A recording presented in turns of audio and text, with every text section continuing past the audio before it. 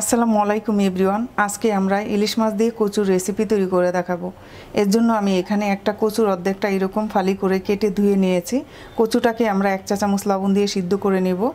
আর নিয়েছি 7 পিস ইলিশ মাছ। মাছটাকে আমরা হাফ চা চামচ হলুদ আর হাফ চা চামচ লবণ দিয়ে মাখিয়ে ভেজে নেব। প্রথমে আমরা কচুটাকে সিদ্ধ বসিয়ে দেব 1 চা চামচ লবণ দিয়ে। 3 কাপ পানি দিয়ে দিচ্ছি, লবণ দিয়ে দিচ্ছি,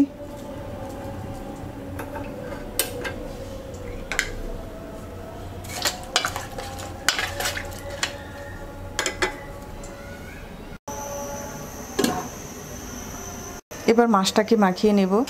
দিয়ে দিচ্ছি হাফ চা চামচ হলুদ গুঁড়া, হাফ চা চামচ লবণ,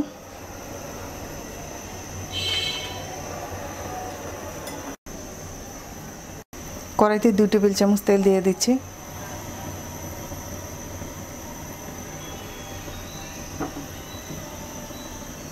তেলটা গরম হয়ে গেছে, মাছ দিয়ে দিচ্ছি।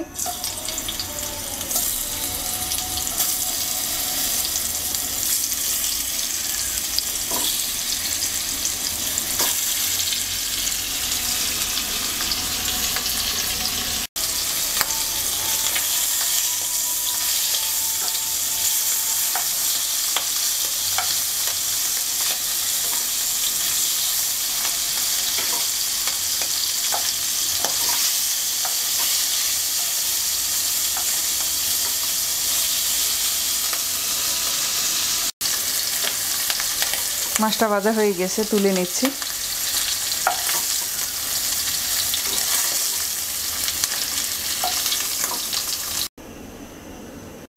মাছ ভাজার পর যে তেলটুকু আছে তার মধ্যে আমরা আরও 2 টেবিল চামচ তেল দিয়ে দিচ্ছি।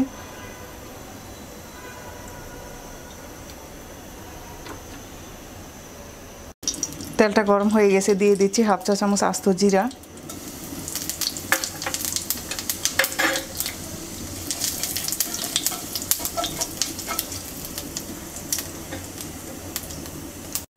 মিডিয়াম সাইজের 2টা পেঁয়াজ কুচি দিয়ে দিচ্ছি।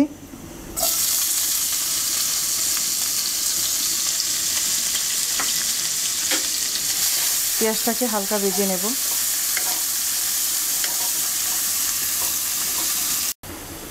পেঁয়াজটা ভাজা হয়ে গেছে, এবার দিয়ে দিচ্ছি 1 চা চামচ আদা রসুন বাটা,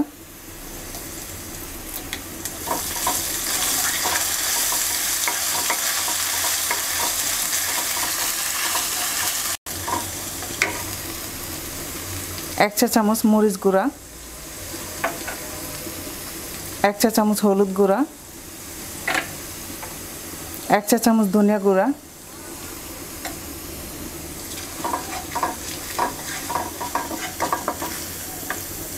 অল্প একটু পানি দিয়ে দিচ্ছি মশলা কষানোর জন্য।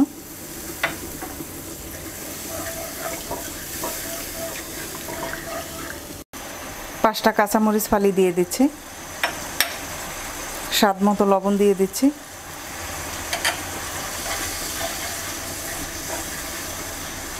এবার মশলাটাকে আমরা কিছুক্ষণ কষিয়ে নেব।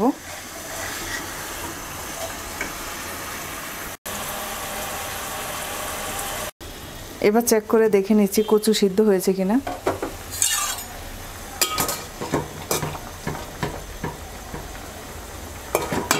আমাদের কচু সিদ্ধ হয়ে গেছে, এবার পানিটা ছেঁকে নিচ্ছি।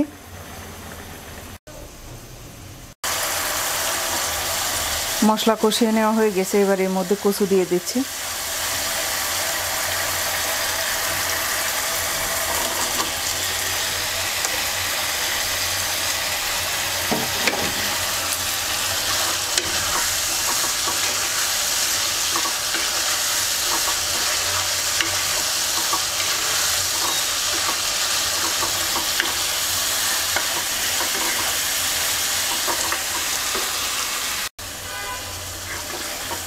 এবার ঢাকনা দিয়ে মিডিয়াম লো হিটে 3 মিনিট কষিয়ে নেব।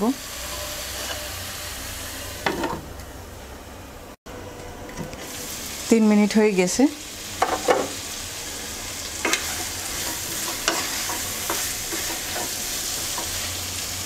এবার ভাজা ইলিশ মাছ দিয়ে দিচ্ছি।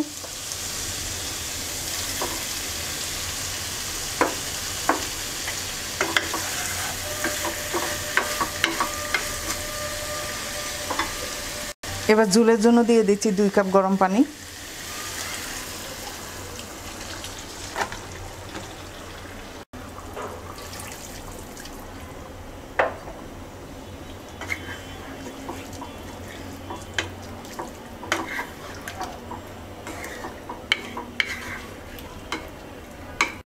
এবার মিডিয়াম আছে 7 থেকে 8 মিনিট রান্না করব।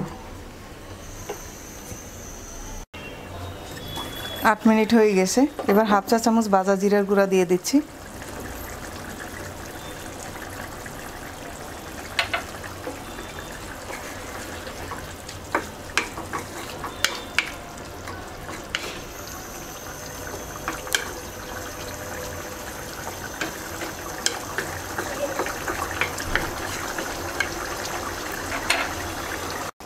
ধনেপাতা কুচি দিয়ে নেড়েচেড়ে নামিয়ে নেব।